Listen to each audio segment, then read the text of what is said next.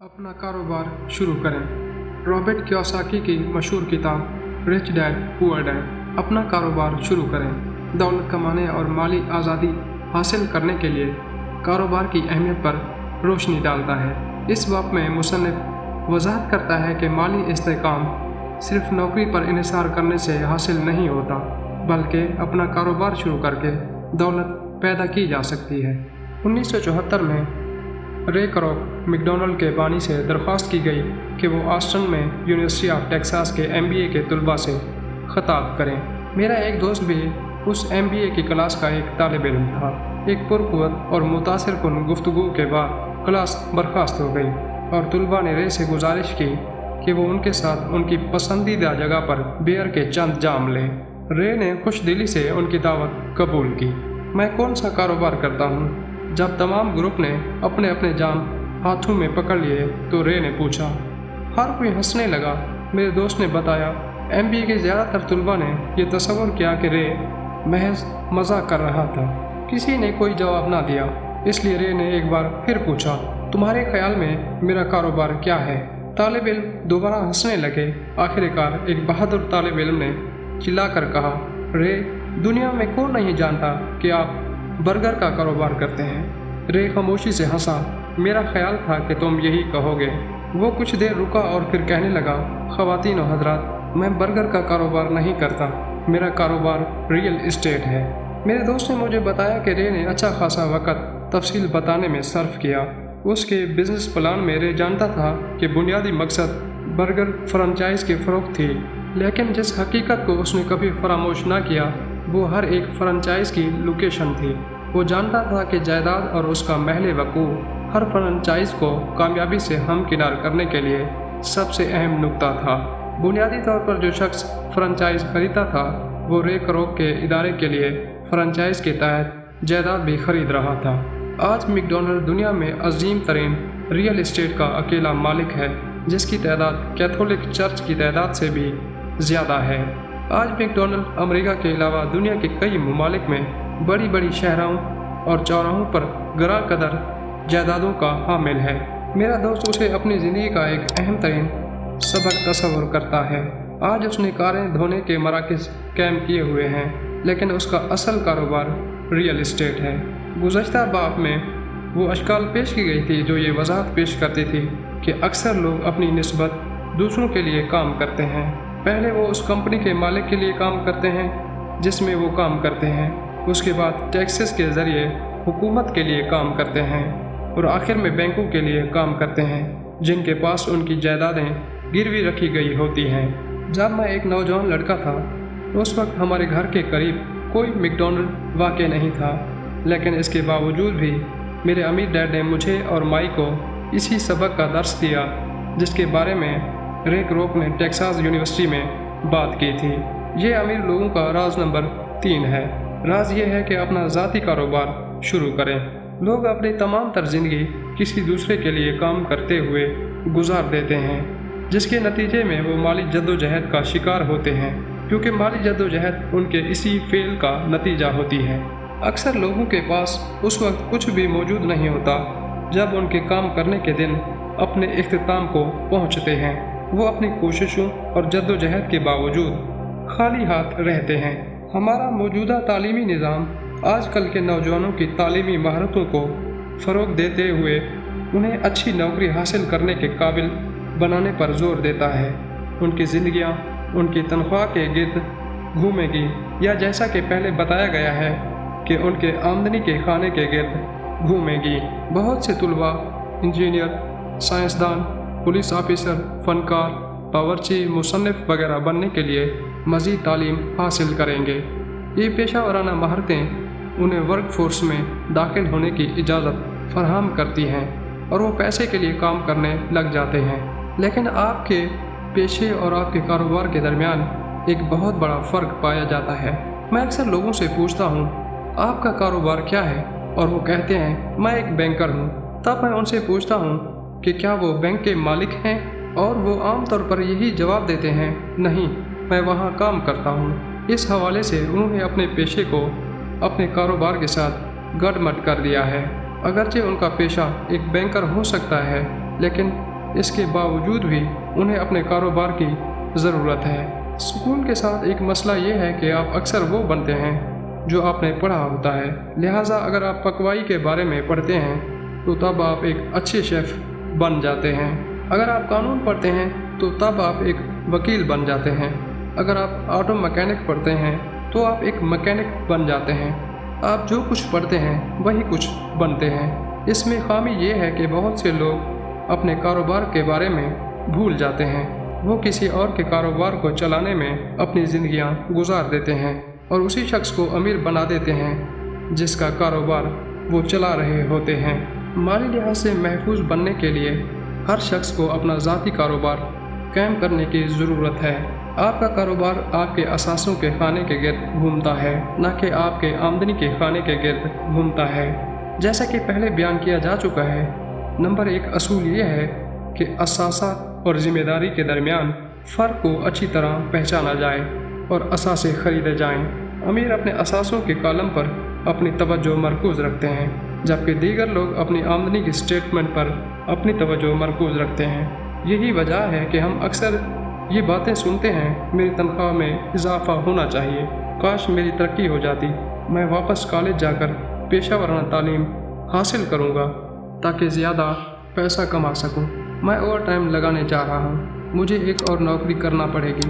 کچھ حلقوں میں یہ خیالات قابل قبول ہیں، لیکن ابھی تک آپ اپنا ذاتی کاروبار قائم کرنے کے بارے میں نہیں سوچ رہے۔ یہ تمام خیالات آمدنی کے خانے پر اپنی توجہ مرکوز رکھتے ہیں اور یہ اسی صورت میں کسی شخص کو مالی تحفظ فراہم کرتے ہیں اگر وہ اپنی بچت کو ایسے اثاثے خریدنے میں صرف کرے جن سے ان کی آمدنی میں اضافہ ہو۔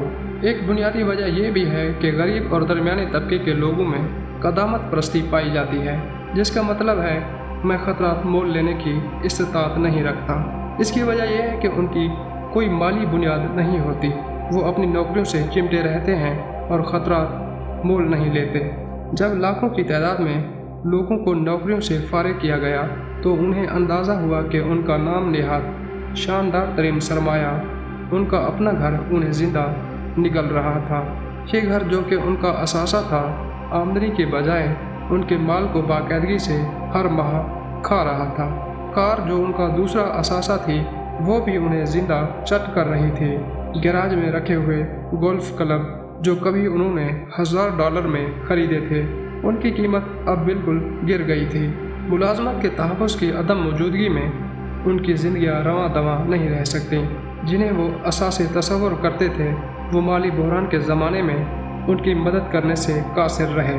مالی جدوجہد اکثر لوگوں کے اس فعل کا نتیجہ ہوتی ہے کہ وہ اپنی ساری زندگی دوسروں کے لیے کام کرتے ہوئے گزار دیتے ہیں۔ مجھے یقین ہے کہ ہم میں سے اکثر نے گھر اور کار قرض پر لینے کے لیے بینک کے قرضہ فارم کی خانہ پوری کی ہے۔ نیٹ ورتھ یا مجموعی حیثیت کے کالم پر نگاہ ڈالنا بہت ضروری ہے، کیونکہ اس میں بینک قوانین اور حساب دانوں کے نظریہ کے مطابق اثاثوں کی تعریف کی گئی ہوتی ہے۔ ایک دن جب مجھے قرض چاہیے تھا، میری مالی حالت اچھی نہ تھی، اس لیے میں نے اپنے گولف کلبز، مصوری کی شاہکار کتابیں، سٹیریوز، ٹیلی ویژنز، ارمانی سوٹس، گھڑیاں، جوتے اور دوسرے ذاتی سامان کو بھی شامل کیا تاکہ اثاثوں کے کالم میں اضافہ ہو، لیکن میری درخواست رد کر دی گئی کیونکہ میں نے جائیداد میں بہت زیادہ سرمایہ کاری کی تھی۔ قرضہ منظور کرنے والی کمیٹی کو یہ بات پسند نہیں تھی کہ میں فلیٹوں کے کرائے سے خاصا پیسہ بنا رہا تھا۔ وہ صرف یہ جاننا چاہتے تھے کہ میری باقاعدہ کوئی نوکری کیوں نہ تھی اور میں ہر ماہ تنخواہ کیوں نہیں لے رہا تھا۔ انہوں نے میرے ارمانی سوٹس، گھڑیوں اور دوسری چیزوں کے بارے میں کوئی سوال نہ پوچھا۔ جب آپ مروجہ اصولوں سے ہٹ کر رہن سہن اپناتے ہیں تو بسا اوقات زندگی خاصی مشکل ہو جاتی ہے۔ میں ہر اس لمحے ہراساں ہو جاتا ہوں جب میں کسی کو یہ کہتے ہوئے سنتا ہوں کہ اس کی مجموعی حیثیت $1 ملین یا $1,00,000 یا پھر جس قدر بھی ہے۔ مجموعی حیثیت اپنی قدر و قیمت کے حوالے سے اس لیے درست نہیں ہوتی کیونکہ اس کی بڑی وجہ یہ ہے کہ جس لمحے آپ اپنے اثاثے فروخت کرنا شروع کرتے ہیں تو آپ کو کسی بھی منافع پر ٹیکس ادا کرنا پڑتا ہے۔ بہت سے لوگ اس وقت مالی مصائب کا شکار ہوتے ہیں جب ان کی آمدنی میں کمی واقع ہوتی ہے اور اس کمی کو پورا کرنے کے لیے وہ اپنے اثاثے فروخت کرتے ہیں، لیکن عام طور پر ان کے اثاثے उस कीमत से कहीं कम कीमत पर फरोख्त होते हैं जो उनकी ज़ाती बैलेंस शीट पर दर्ज होती है, या अगर असासों के फ़रोख्त पर मुनाफा होता है तो तब हुकूमत अपना हिस्सा वसूल करती है और कर्ज से निजात के लिए उन्हें जितनी रकम दरकार होती है उसमें कमी वाक़या हो जाती है। यही वजह है कि मैं अक्सर कहता हूँ, किसी शख्स की नेटवर्थ उसके तखमीने से आमतौर पर कम होती है। अपने ज़ाती कारोबार का आगाज़ करें, अपनी नौकरी ना छोड़ें, लेकिन इसके साथ रियल इस्टेट की ख़रीदारी करें। ज़िम्मेदारियाँ और इस किस्म की ज़ाती अशिया ख़रीदने से गुरेज करें जो उस वक्त हकीकी कदर व कीमत की हामिल नहीं रहती जब आप उन्हें ख़रीद कर अपने घर ले आते हैं। जो ही आप बिल्कुल नई कार को ख़रीदने के बाद चलाकर गैराज से बाहर निकालते हैं तो उसकी कीमत 25% कम हो जाती है। ये एक हकीकी असासा हरगिज़ नहीं है, अगरचे आपका बैंकर इसे एक असासा ज़ाहिर करने की इजाज़त फराहम करता है। मेरी $400 की टाइटेनियम कार की कीमत महज $150 रह गई जो ही मैंने उसे सड़क पर उतारा। अपने अखराजात कम से कम रखें, जिम्मेदारियों में कमी वाक़या करें और निहायत ही जान फशानी से असासों की बुनियाद तामीर करें। नौजवानों को उनके वालिदैन असासा और ज़िम्मेदारी के दरमियान फ़र्क बताएं। वालिदैन को चाहिए कि इससे पहले कि वो घरों से रुखसत हों, शादी रचाएं, घर खरीदें, अयालदार बनें या किसी ख़तरनाक माली सूरत हाल में गिरफ़्तार हों, नौकरी करें और हर चीज़ सूद पर खरीदें। उन्हें एक मजबूत असासों का कालम बनाने पर राग़िब करें। मैं बहुत से ऐसे नौजवानों को देखता हूँ जो शादी के बाद अपने आप को एक ऐसे लाइफ स्टाइल के जाल में गिरफ़्तार कर लेते हैं जो उनको कर्ज के जाल से बाहर निकलने ही नहीं देता और वो उम्र भर इसी जाल में फंसे रहते हैं। अक्सर लोग जब उनका सबसे छोटा बच्चा घर छोड़ता है तो एक अचानक महसूस करते हैं कि उन्होंने अपनी रिटायरमेंट के बाद के सालों का कुछ भी बंदोबस्त नहीं किया और वो जल्दी कोशिश करके कुछ पैसे जमा करने की सोचते हैं। इस दौरान उनके अपने माँ बाप बीमार हो जाते हैं और नई जिम्मेदारियों का बोझ उनके कंधों पर सवार हो जाता है। चुनांचे मैं किस किस्म के असासे के हसूल का आपको मशवरा दे रहा हूँ जो आपको और आपके बच्चों को हासिल करना चाहिए। मेरी दुनिया में हकीकी असासे इन कैटेगरीज पर मुश्तमिल हैं। वो कारोबार जिसमें मेरी मौजूदगी की ज़रूरत नहीं, मैं कारोबार का मालिक हूँ लेकिन उसे दूसरे लोग चला रहे हैं। अगर मुझे वहाँ काम करना पड़ता है तो ये कारोबार नहीं है, बल्कि मैं नौकरी कर रहा हूँ। स्टॉक्स, बॉन्ड्स, आमदनी पैदा करने वाली जायदाद, नोट्स, म्यूज़िक, स्क्रैप्स और पेंट्स पर रियलिटी, कोई ऐसी चीज़ जिसकी कीमत हो, आमदनी मुहैया करने वाली हो और मार्केट में उसकी तलब हो। जब मैं एक नौजवान लड़का था उस वक्त मेरे तालीम याफ्ता डैड ने मुझे एक महफूज नौकरी तलाश करने की तलकीन की थी, लेकिन मेरे अमीर डैड ने मुझे असासे बनाने की तलकीन की और वो ये काम था जिसे करने से मैं मोहब्बत करता था। अगर आप इस काम से मोहब्बत नहीं करते तो तब आप इस काम को करने की परवाह नहीं करेंगे। मैं जायदाद इसलिए ख़रीदता हूँ कि मुझे ज़मीन और तामीरात पसंद है और मुझे उनके लिए ख़रीदारी करना अच्छा लगता है। मैं सारा दिन उन्हें देख सकता हूँ। अगर मसाइल पैदा होते हैं तो वो इतने बड़े नहीं होते कि जायदाद के मुतालिक मेरे नज़रिए को बदल दें। जो लोग जायदाद की ख़रीद व फ़रोख्त पसंद नहीं करते उन्हें हरगिज़ इसे नहीं ख़रीदना चाहिए। मुझे छोटी कंपनीज़ के स्टॉक्स ख़रीदना भी अच्छा लगता है, ख़ास तौर पर जब उन्होंने काम की इब्तिदा की हो। इसकी वजह यह है कि मैं एक एंटरप्रेन्योर हूँ, कॉर्पोरेट पर्सन नहीं हूँ। अपने इब्तदाई सालों में मैंने बड़ी ऑर्गेनाइजेशंस जैसा कि standard oil of California, the US Marine Corps और ज़ीरोकस कोर में काम किया।